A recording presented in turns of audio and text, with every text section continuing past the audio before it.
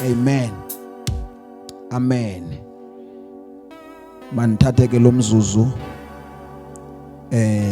ndibulise kodata abakhona bonke, nomama, obhuti nosisi, abantwana abancinane ngegama lenkosi uJesu Kristu inkosi.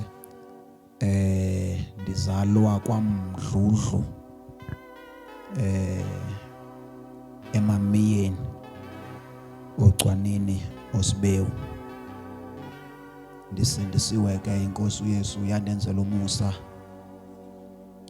Ndidla ngothi xa ndithetha uYesu ndamamkelela as toilets, kanti njengoba ndimamkelela endaweni emdaka olihlobo, wayenenjongo zokundisa endaweni engcono kakhulu, izulu. So njengoba uYesu ndamamkelela etoilet nje, anamdla nami uba xa ndifa ndihambe ndiyolahlwa njengezinto ezilahlwa etoilet. Ndinomdla intobana xa ndifa ndisiwe endaweni engcono kunendawo endandimamkelela kuyo uJesu. Malibonge igama likaYesu. Kusekuhle ke namhlanje ukumkhonza uJesu mihla yonke.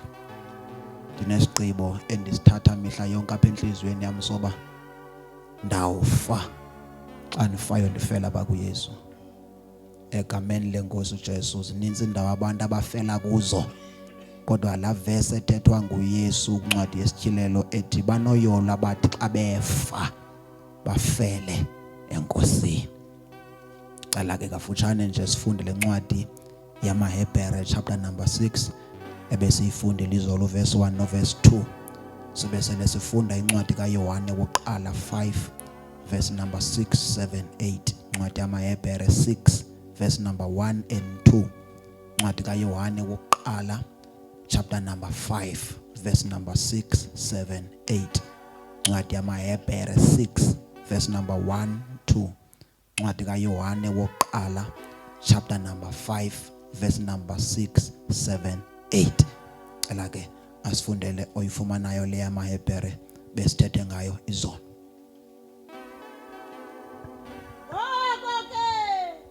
Masishiye imfundiso zabaqalayo siqhubele phambili kwezo zamakholwa akhulileyo. Ungahlala phansi ma inkosi. Yes ma. Verse number 2. Sibeka iziseko zokukholwa kuThixo nenguquko kwimisebenzi ephuthileyo esasiyenza. Sifundisa ngobhaptizo nokubekwa kwezandla ngokuvuka kwabafileyo nomgwebo ongunaphakade. Sitshilo ke izolo xa sithethayo sathi ezazinto ezintandathu zibalwa pha. Wonke umuntu ongena entsindisweni zizinto amele uba uyazifundiswa. Ufeyiliwe umuntu othe ka ingena entsindisweni akazifundiswa ezanto ezintandathu. Ube nelishwa. Wonke umuntu xa ingena entsindisweni ezazinto zontandathu, ngoba uthi xa ithethayo lo mbhalo amaHebhere ziziseko zomuntu osindiswayo. Besixile ke thina kule yesithathu ebaliweyo pha elubhaptizo. Ndisixa ndithethayo xa ufunda isiXhosa esidala sizothi imbaptizo, isilungu sizothi zii-baptisms. Okutsho ukuthi zininzi ii-baptisms ekuthethwa ngazo pha. Besithetha ngenye thina ubhaptizo lwamanzi.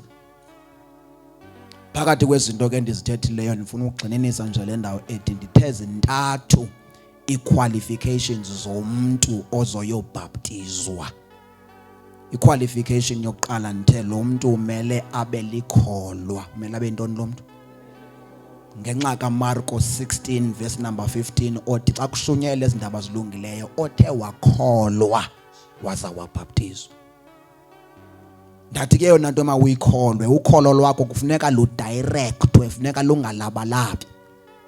Ukholo lwakho lumele likholwe izinto ezintathu: ukufa kukaYesu ngenxa yezono zakho, ukungcwatywa kukaYesu ngenxa yezono zakho, nokuvuka kukaYesu ngenxa yezono zakho.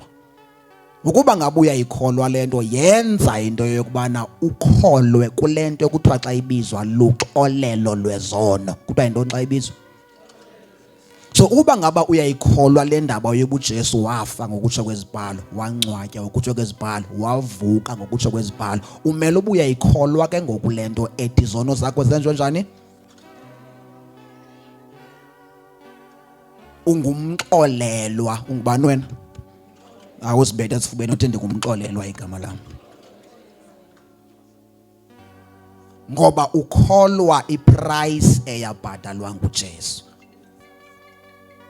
Verse number 2 sathi now that uyikholiwe iBhayibhile demands kwincwadi yezenzo 2:37 uba xa uzobhaptizwa yenze njani? Guquka. Now that uxolelwe suba saphila ngokwalandlela ubuphila ngayo ngekaxolelwa.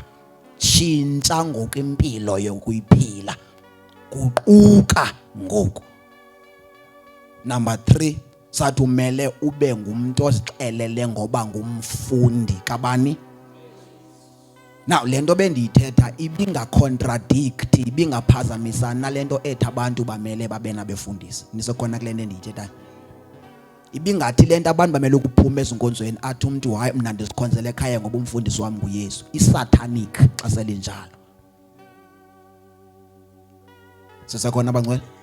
But ukuba ngaba kunokwenzeka into yobana umuntu ondikhokheleyo nguye ondivalela indlela yami yokuya ebulungiseni, isatanic xa injalo. Niyayiva le balance? Ndimele ndibe phansi komuntu ozondikhokhela, ndimele ndibe nenkonzo. But at the very same time ukuba ngaba umuntu ondikhokheleyo nguye ondixabanisa nabani? NoThixo. Isatanic xa sele yenza njani? Injalo. Hence ndithe xa bendithetha umele ube ngumfundi kabani? KaYesu Kristu oyinkosi. Nam ufundisayo ndimele ndifundise ngabani? Ngokuhlonelwa kabani? Ngokutyhileka kabani? Ngokukhonzwa kabani? Ukuze abantu babe ngabafundi bakabani? Badlule kubani? Nisekhona kule nto endiyithethayo. So these are the 3 qualifications that qualify umuntu oyobhaptizwa. Sisekhona. Now masifunde le ncwadi kaYohane chapter number 5. Yohane woqala 5 verse number 6, 7, 8.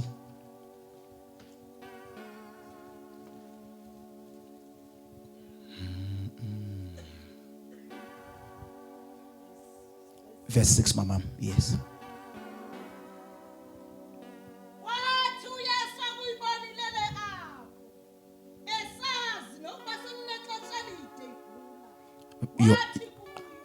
Yohane woqala 1 John chapter number 5 verse number 6, 7, 8. Makwedini kutheni ngafunda? Yes ma.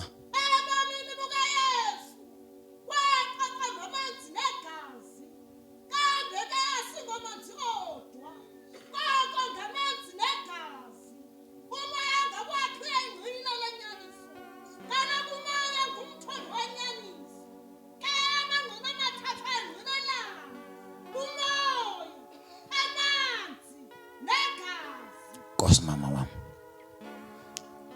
Ukhona ophethe isiXhosa esidala? Afunda nje la verse number 6 yedwa. isiXhosa esidala la verse number 6 yedwa. Yes tatam.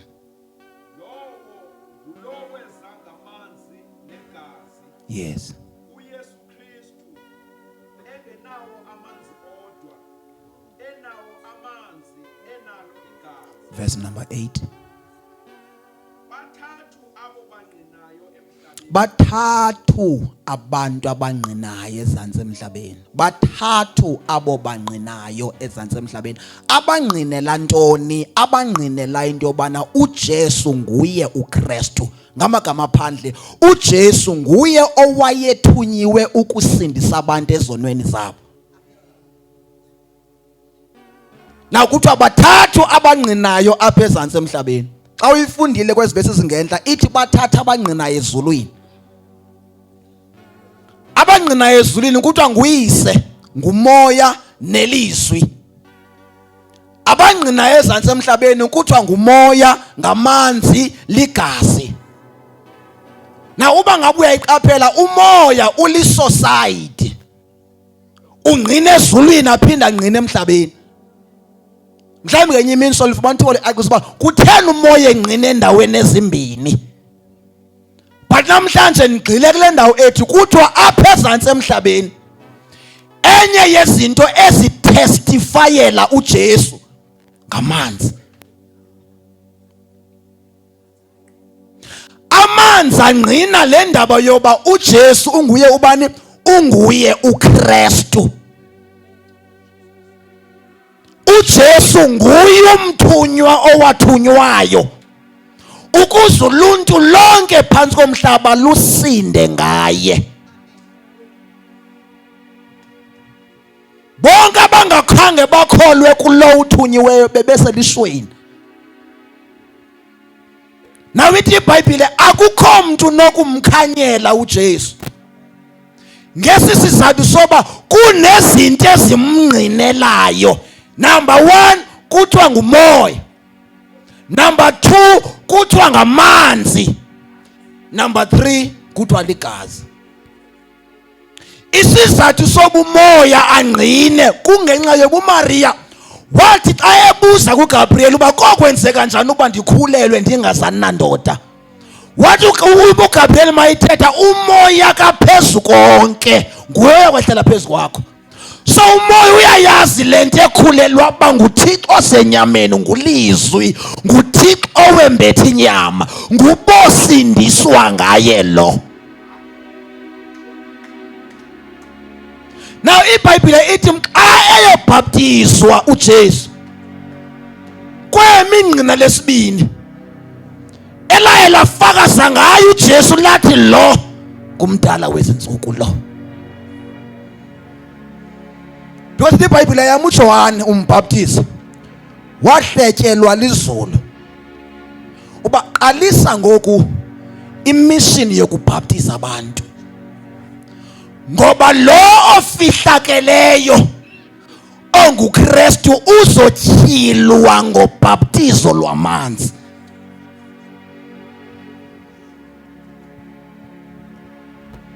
Lo ihlabathi elingamazi liza umazi akube ngene emanzini,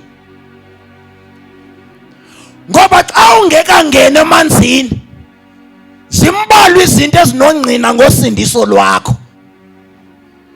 Ngoba enye yezinto ezimele zingqinele uJesu kuwe yintoni bangcwele? Ngamanzi. Ngoba amanzi alingqine lingqinela abani? uJesu.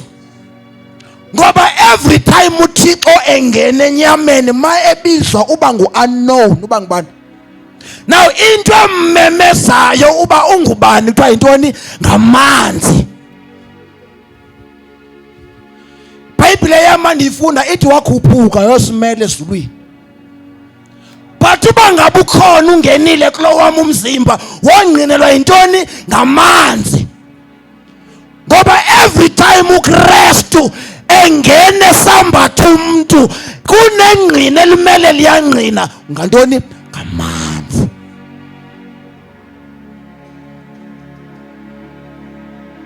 Nayo iBhayibhile ithi ngala mina uJesu ayobhaptizwa ngayo uYohane wayebhaptiza ehletyelwe into yokubana lo uthe xa umbhaptiza waphuma emanzini umoya onjengehobe wehlela phezu kwakhe, nguye uKristu.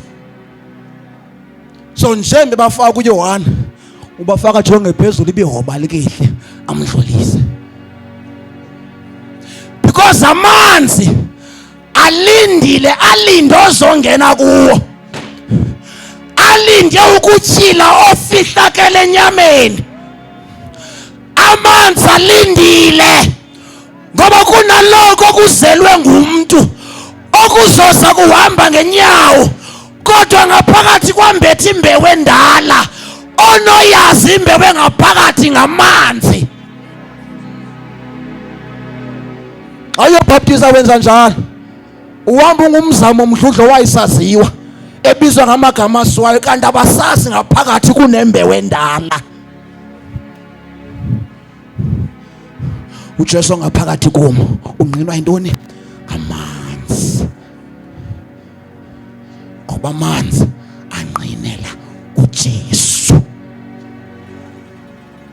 Akanqineli thina amanzi phese, anqinela abantu uJesu.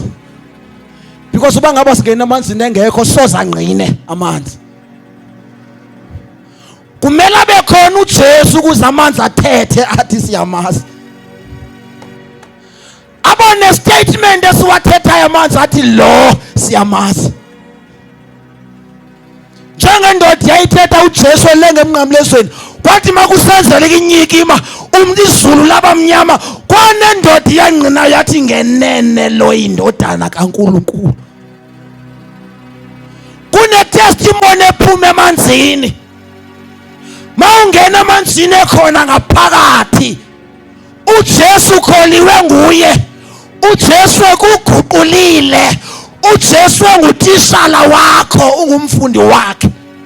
Mawungena amanzini, amanzi ahlabela umhlabelela athi ndiyamazi, ndiyamazi, ndiyamazi. Kunobungqina ophuma nabo emanzini ngoba amanzi anqinela uJesu. Xa engena kuwe uJesu, uJesu kuwe udimanda ntoni? Ukungqinelwa.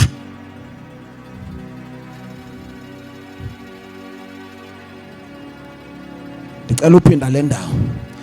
Xa engene kuwe uKristu ngaphakathi wasemzimbeni wakho, udimanda ntoni lo Kristu? Ubungqina.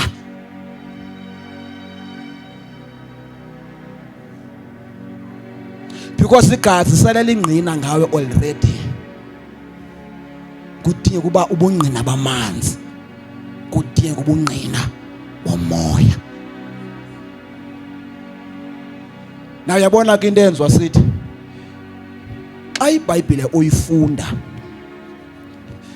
wofumana into yobana before uJesu ayosumayela ayongqina ngaye, uqale wadlula kwezi zigaba ndithetha ngazo. Uqale wangqinelwa zingelosi, wangqinelwa ngamanzi, wangqinelwa ngutatakhe wathi lo kunyana wam oyintanda endikholisiweyo nguye.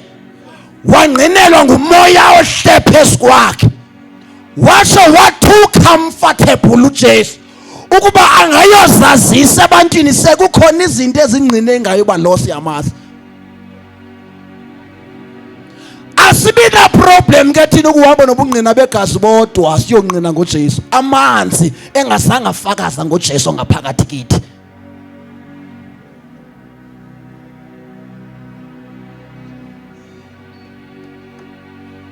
Second,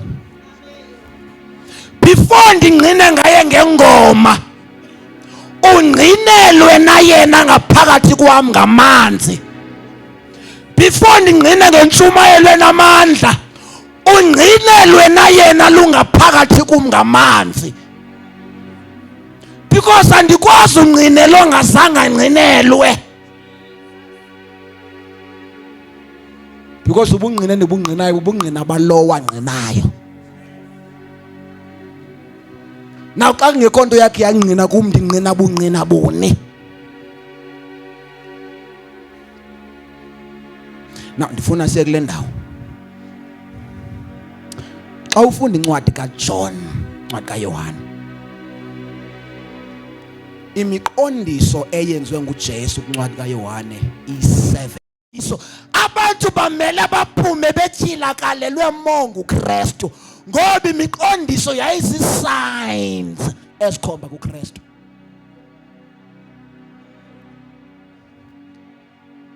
Na uba ngaba iBhayibhile uyayifunda nemiqondiso njengoba iyi-7 eyi-4 kule miqondiso, yimiqondiso e-involve amanzi phakathi. Incwadi kaJohn ivulwa ngomqondiso waseKana, uJesu etshintsha amanzi ngoba amanzi lingqine lethembekile elingqinela abantu bangcwele uKristu. Amanzi angqinela uJesu emtshatweni eKana, ejikwa bayiwayini. Ivulwa incwadi kaJohn umqondiso wokuqala, amanzi angqina uJesu siyamazi. umqondisi wokugqibela John 21 uyaloba uPetros inhlanzi nabakhulu bakhe ayigqibula bakufika uJesu indaba isemanzini amanzi ayangqina kayithi bakuphosa umnatha ngasekunene angqina amanzi athi lo nguKristu ivulwa incwadi kaJohn amanzi ayangqina ivalwa incwadi kaJohn amanzi ayangqina ngoba amanzi lingqine lethembekile kungqineleni ubani uJesu. How then can you walk phezu komhlaba usithi ulingqina likaKristu ushiya amanzi ngemva?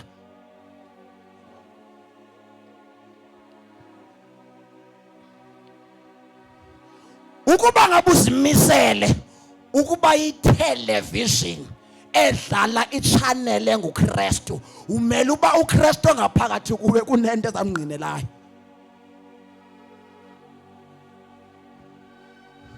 Oh madoda uthi uPaulus mayithibala madoda ncwadi yezenzo 18 nakholwayo nje nanikhe namamkeni umoya engcwele sengathi ningabuza ezibhunzana wakholwayo nje uJesu ngaphakathi kuwe wake wangqinelwa nangamanzi. Jesus. Ayamazi uJesu amanzi ayamazi uJesu kuwe khona namanzi akamemezela akungena wena phakathi kwawo amemezela amanzi athi lokho kungenayo ayisobhoko nekhathi esidakongena kungena indodana ayikangqina namanzi ngawe wakholwayo nje ngoba uyakwaziwa sithi nje cha enuba ngaba kunokwenzeka uma ekhonza phansi kwami ndifike pha ezulwini akubuza yamazi noma ndithi hayi mazi sukela zanambona sejudeni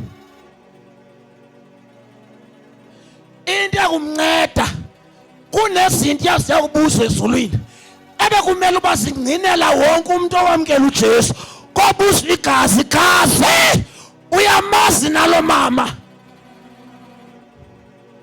lifakazi igazi lithi yebo ndiyamazi kubuzwa amanzi kuthi amanzi uyamazi nalo mama adamathi sanda mbona kubuzwa moya uyamazi nalo mama athi moya sanda mbona kuthiwa ubungqina begazi siyabuva but izwi lathi ubungqina obamkelekayo bobungqina ngamangqina amabini okanye amathathu.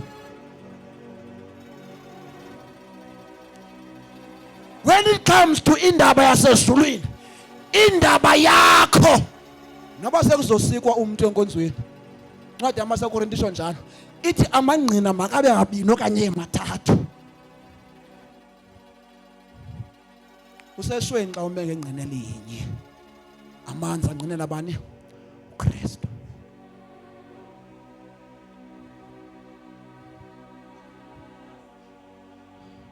uJesu lo simlandelayo naye wenziwa kanjani wabhaptizwa. Now I want you to understand lento ngoJesu. uJesu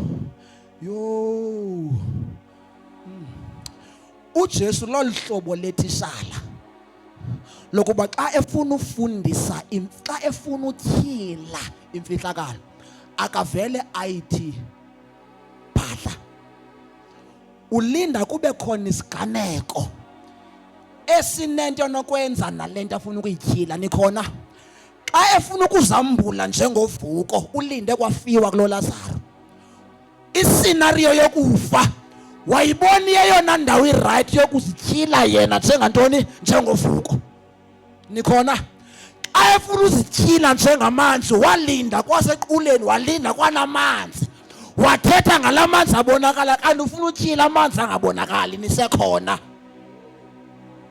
xa efuna ukuzityhila njengoJesu oze emhlabeni kumnyama abantu bezimfama now asimbule yena njengomuntu okwazi ususa inkwethu emehlweni ulinda kube khona imfama azoyiphilisa ithi akubibonile imfama athathethe lento afuna ukuyithetha malunga naye engumtyhili wamehla avaliwe. Nisahamba nam? Now I want us to understand lento ethi yayiminintsi imilambo ngela xesha, but uJesu chose ukubhaptiza kumlambo iJordani ngesizathu.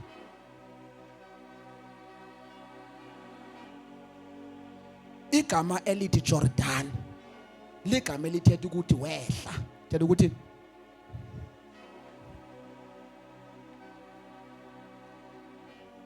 ubungena ku Google ngoku ugooglise what does the word Jordan means. Oxela iGoogle uba eligama elithi Jordan lithetha ukuthi owehlayo. Ngoba amanzi kwakufuneka engqinile ka ingene eJordan. uEliya wayeke wahamba eJordan wayikrasulwa ngeqhiya yakhe uElisha. Wayezele ngumntu ongumama lowo. AmaIsrayeli ayike yakrossa phakathi eJordan. Babezelwe ngabantu abangomama abo. But uJesu wangena phakathi eJordan. Amanzi ayefuna ungqele indaba yoba lo ngowehla evela ngasentla lo. Abanye kudala behamba eJordan beza ngabantu abangomama, kodwa lo ngowehla evela ngasentla ngoba amanzi angqine luKristu.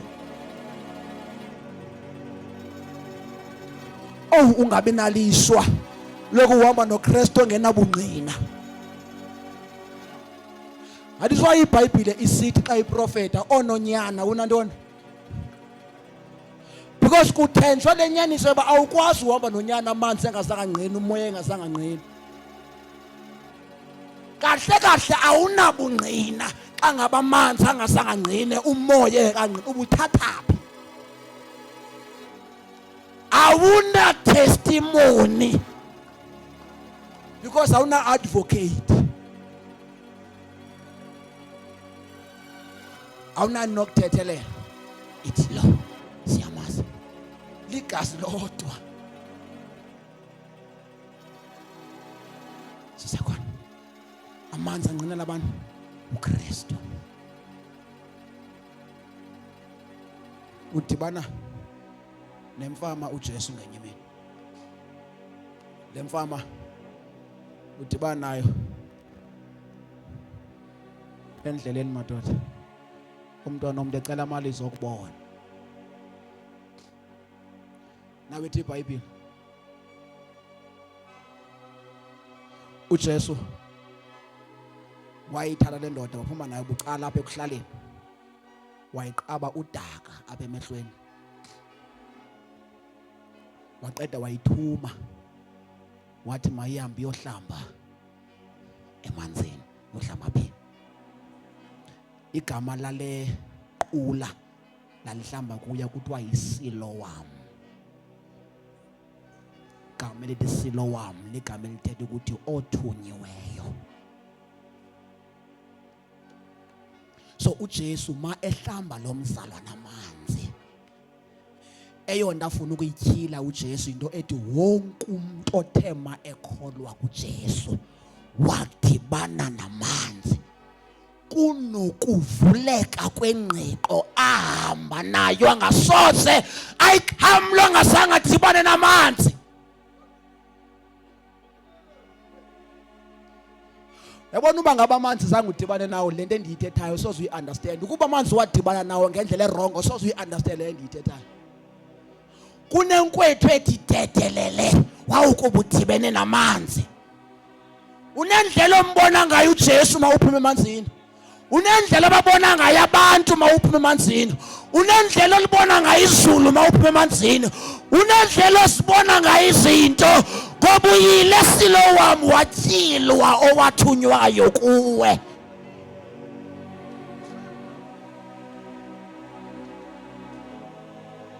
Wawukuba uphuma emanzini.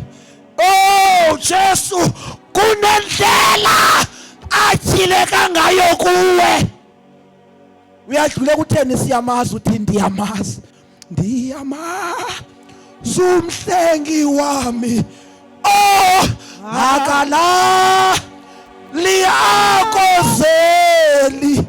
ngekhandithe uhlala nami kuze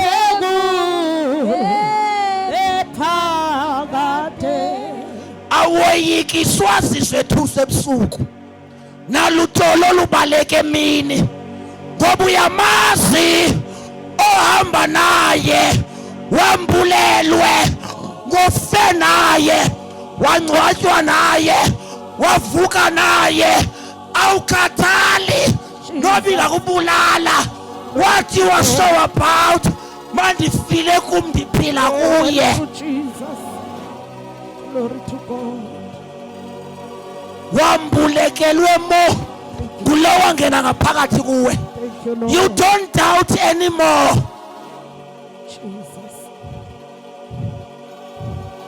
Ngoba indlela ababona ngayo abantu abaphilayo ayifani nendlela ababona ngayo abantu abafileyo. Niyanifa ndini? Jesus. Akukho laba mase ufile. Oh, zibi specs. Zifakwa ezi ngabantu abaphilileyo abatheni kuthena umhlaba wenjenje. Zifaka ngabatheni ezi ngabaphilayo ngoba abaphilayo ababoni kahle. Bonke abafileyo bavuka bakudingi lokho. Ngoba lokho abakubona ukucace gca. Ngakethi uPaulus mayithethayo asikambona acace manje. Into ayisengathi sesesiphilile. Oh Makhapelia kodwa mayithe wabonaka sambona wongathi simbona kanye kanye ngoba abangekancwatywa naye abamboni njengabantu abavuswe naye. Glory to God. Nangabonga uJesu.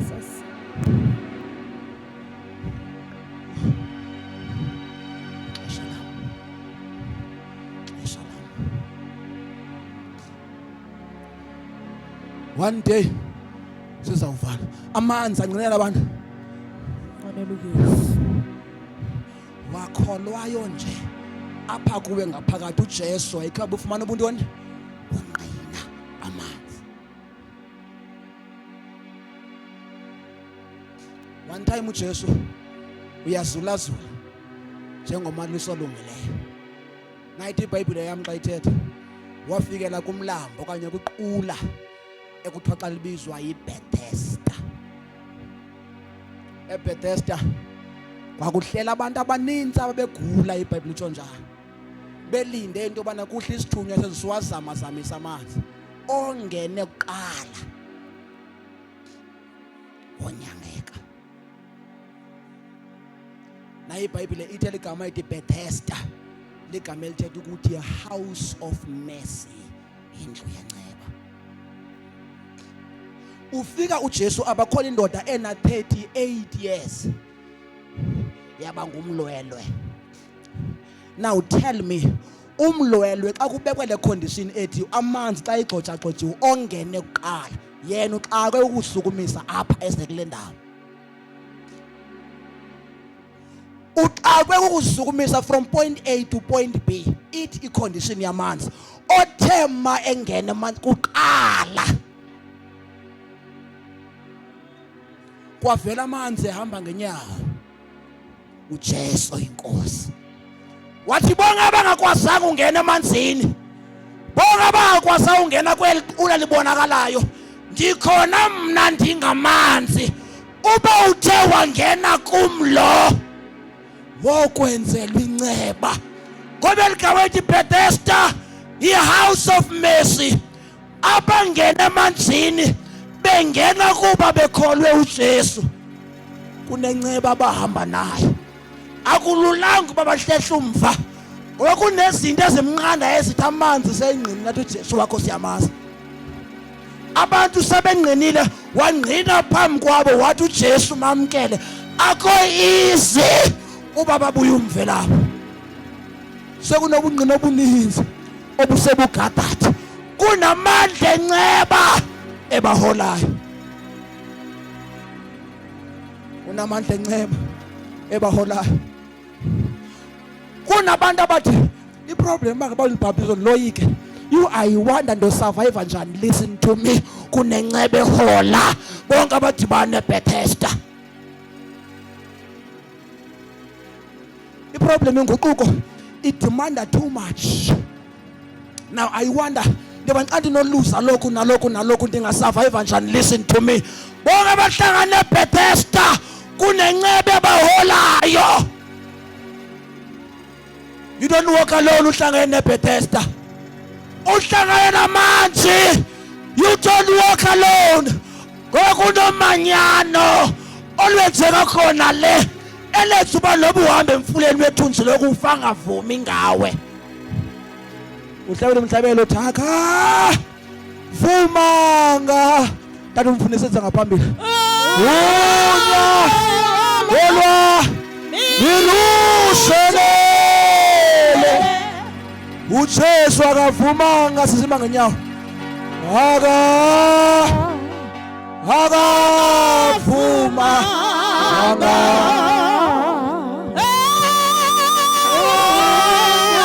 unyawo lwakho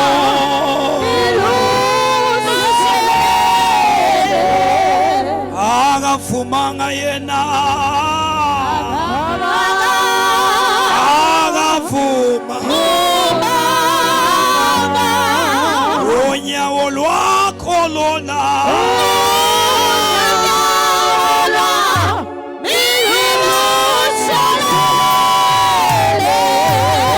owenzile izulu nomhlaba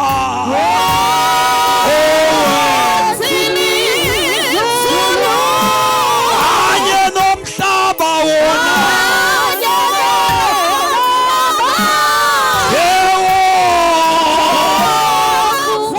malose wami awuvula umlomo uthandaze baba wethu othandekayo. Sibonge inceba esayenzelwayo. Thixo wethu unamandla onke ukuba nathi Nkosi sixhamle kwizinto uThixo wazilungiselela usapho lwakhe. Nathi Nkosi sizifumane izinto uThixo owazilungiselela abantu bakhe. Thixo wethu onamandla sihlanjwe ligazi lonyana wakhe. Sakugqiba Nkosi sibhaptizwe ngamanzi. Sakugqiba Thixo sibhaptizwe ngomoya oyingcwele. Thixo wethu onamandla nakulo mhlaba wasesiphunzana kwindawo yaseMthatha ungeke na uhlangula abathile. uNkulunkulu wethu onamandla Nkosi kakhulu, Nkosi kakhulu. Wena silungisa sengeneno ukusihlangabeza ngezimo. Oh, thank you Jesus. Thank you Lord. Thank you Jesus.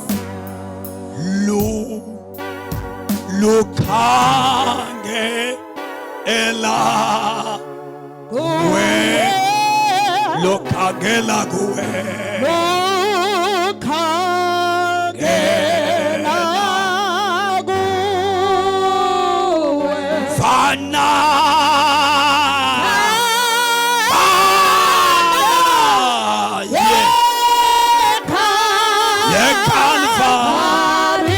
ukholo lwami Nkosi, ukholo ndive ndithandaza,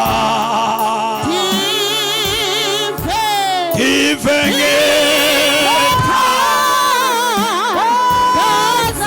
susa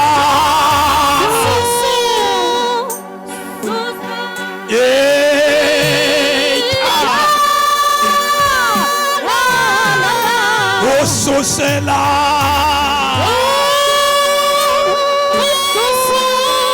usela namhlanje yenzo wakho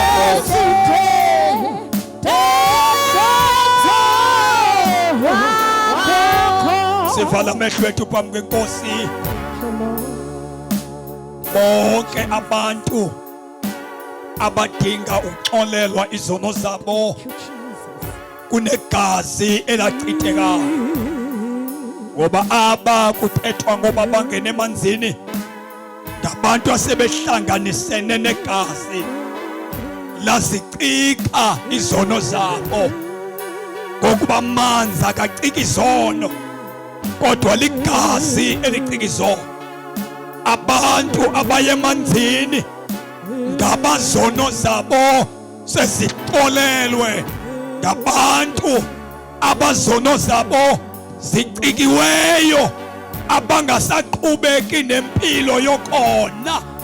Amanzi afanele abantu asebevela kuJesu bevuma ukona kwabo, lesuswa ityala enhlizweni yabo.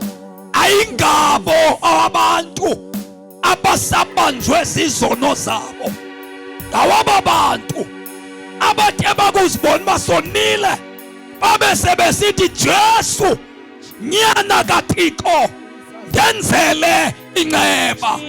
Amanzi afakazela ukuthi aba bedlulile egazini. Bonke abantu abathi Jesu ndixolele izono zami, xolele izono zami, baphakamisa isandla sabo bathi Yesu ndiyavuma.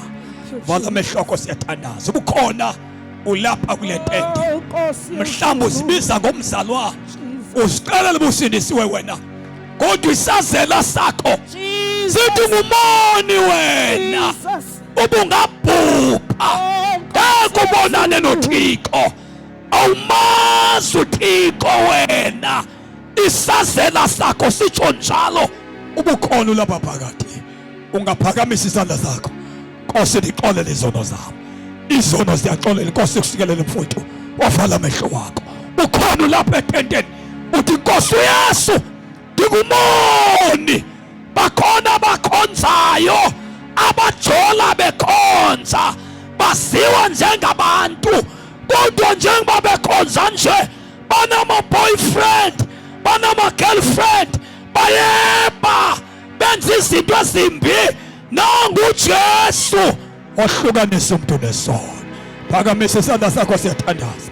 Ukhona lapha etendeni, abanye beba imibani, abayithenga imibani njengoba bekhonza nje, bakhonza bengamasela, bayarenta.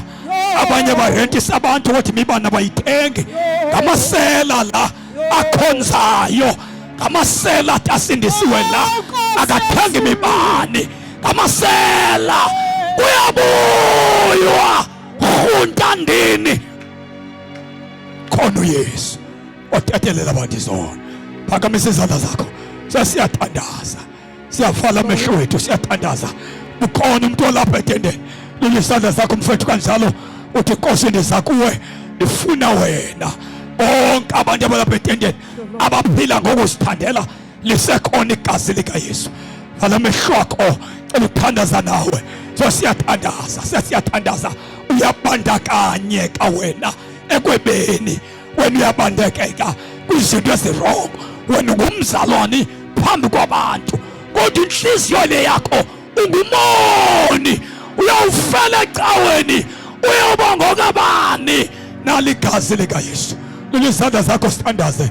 Nkosi kubuse mntana, ndiyasibona isandla sakho, phakamisa isandla sakho, siyathandaza. Yeyi, ngeke bakwenzele nto. Icawa ikwazi njengomzalwane, kodwa wena ungumzalwane wena. Icawa ikwenza njengosindiswa nayo, wena ungumzalwane wena. Awukwazi nokuthandaza, nasemzini akho ukwazi ukuthandaza, nako wena uyokonzwa wena.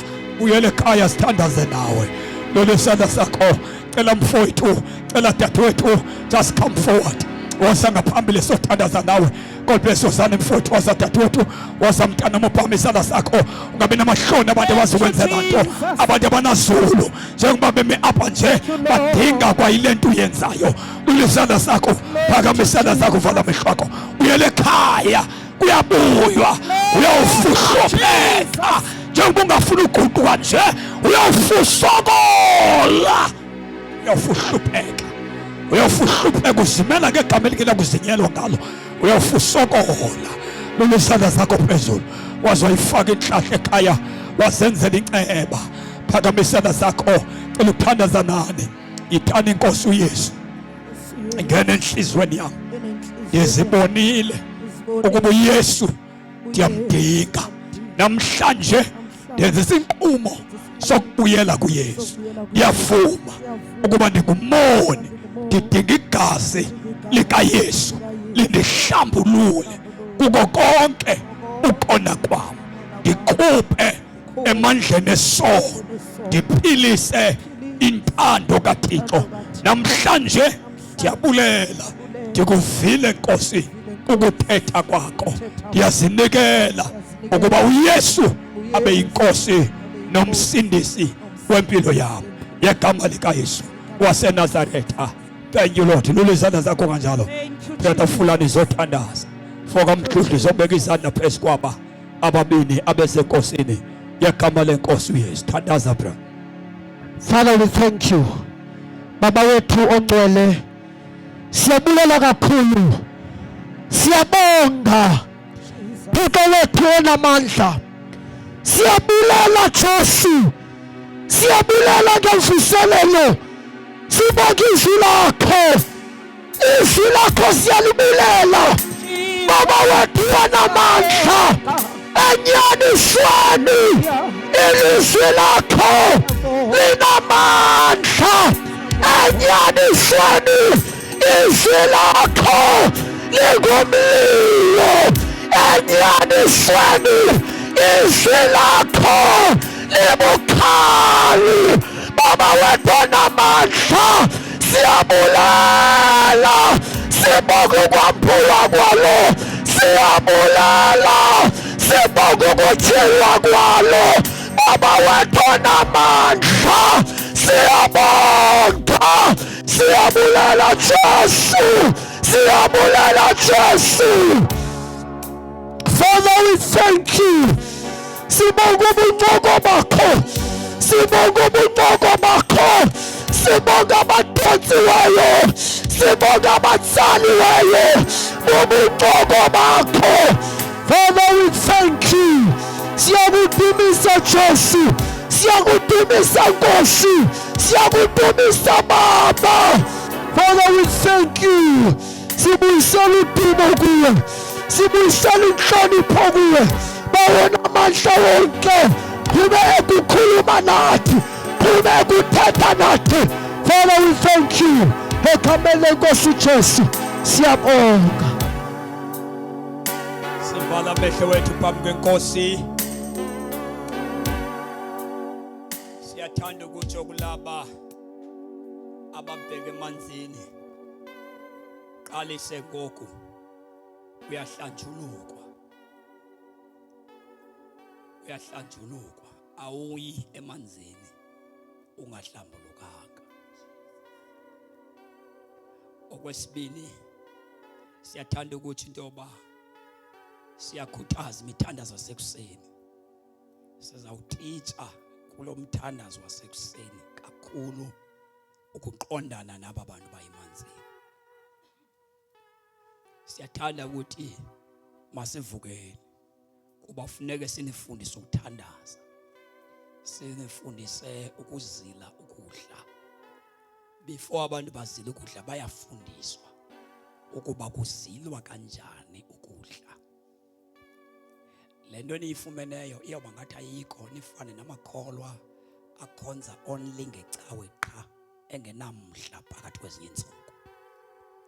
Njengoba senikhonza every day, iyawuthi kuwa kwayitente nigqibele ukukhonza phakathi neveki, mhla yawa le tente. Kukho iicawe ezingasakwazi ukukhonza phakathi neveki, sikhonza icawe qha. Abathanda ababantu abanamandla okukhonza.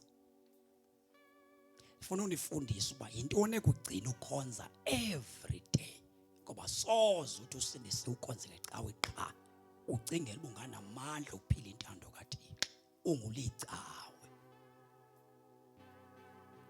Abantu bahamba bawe baqhele isalvation. kulomthandazo sekuseni sawunifundiswa ugcinwa yintoni ukuze uhlale uvutha. Ungabi ngomakholwa athi sasikhonza yonke imihla ethwe saphila lo makholwa.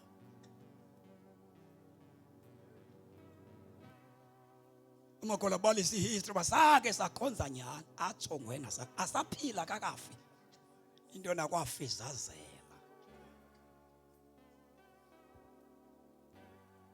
Mawusindisiwe ukhonza daily until you die. But ngeke ukwazi ukukhonza daily ulahlekwe into ethile kulahlekileyo. Siyanikhuthaza ke ngoba kuzoba ngathi lento besinenikayo ayikho. Ikhona. Soze neyikhanyene iyaphila. Ekseni siyanimema ke sizimthandazweni. Ngoba ikholwa lino survivor ngaphandle komthandazo. Angeke usindiswe wehlulwa kukuthandaza. Ngeke. Amakholwa amaninzi akwazi ukuthanda 2 minutes 5 minutes aqebile. Emizini yawo akuthandazwa. Naze ecaweni komthandazo. Amakholwa afika emini, Fika emini angenisa inkonzo ngoba ayiqhelile inkonzo. Aphume njalo. Izani sengifundisa ukuthandaza. Bonke abantu abayibhaptizweni ngoba asizungena emanzini singenyokanga intaba. Sizawuthatha iveki yonke singadli asawungena emanzini. Sifuna ubuso bukaThixo ngoba le into asiyenzeli icawe, sifuna ubuso bukaThixo. Kuzani ke madoda sizofundisana umthandazo. Sina 3 weeks only sinana. Ngendlela esibona ngayo nendlela esiva ngayo asizofika kula 30 kaNovember. Sabuya ngenene ngoba silawulwa imeko yabantu. Just come forward. So thandaza sizen every day ekuseni says bangaba nekude ni indicate zawunithutha ngemoto abafuna aba bazobaptize nina nizobaptize ndilande ngemoto. Kuba andirhalele bani baptizwe ningaqondi ningazinto. Ayimnandanga into yokuphinda amanzi. Tu ngenxa uba nithe xa nibhaptizwa nafakwa ningazi. Naba benkundla zokuxhumana sizawubavulela lento yokubakhonzisa. Ekuseni ku5 sisemthandazweni. Ku6 o'clock usiphume. 5:30 sine teaching ye 30 minutes. Siteacher abantu abazoya emanzini. Phuma nathi Nkosi siphuma. Siyathandaza. Silapha ngoba sazincamela ukuba phakathi kwabantu abaphila kulomhlaba kube khona abantu abawuzuzwa nguwe. Sikule meko, sikule period eyake very serious. Abantu abaninzi abahamba kakubi endleleni lokholo, ababhudwa yiyo. Amabandla Nkosi ayilentwa yiyo namhlanje ngeloncedo emhlabeni engathi akaphile phila ngoba kwafailwa ifoundation xa bengena abantu bakhonza bengaqondi, bakhonza bengaguqukanga abantu, bakhonza bengakoyiki abantu. Ifaila Nkosi yaba kwifoundation. Siyathandaza le tende izawahamba kodwa siyathandaza ba aba bakuvumileyo basifumana isiseko ukuze noba sesimkile wena usalo nabo ngokuba uyakwazi ukubagcina abantu wena nje ngoThixo. Xa ithandaza uJesu wathi Nkosi andithandazela uba ubasuse kodwa ndifuna ubagcine kwinkohlakalo abahamba phakathi kwayo. Nkosi lo mthandazo owawuthandaza wathi naba abasazoliva ilizwi ngenxa yaba esibathandaza. Nkosi siyathandaza wathi bagcinwe Thixo wethu ongcwele. Siyathandaza ke nika inhliziyo aba asebelangazelela ukubheka emanzini banike inhliziyo enolangazelelo, bahambele kwindawo zabo emakhaya banike ulangazelelo unxano olungummangaliso. Nkulunkulu wami sithandazela uba ifike le date umoya oyingcwele sele babhaptizile kuba nguye Nkosi osisiqinisekiso sokukhululeka kwabo. Nkosi kakhulu oyingcwele phuma nathi siphuma sikelela abantwana bakho yegama lenkosi aba bazinikele kuwe namhlanje ingalo yakho Nkosi mayembuleke kubo.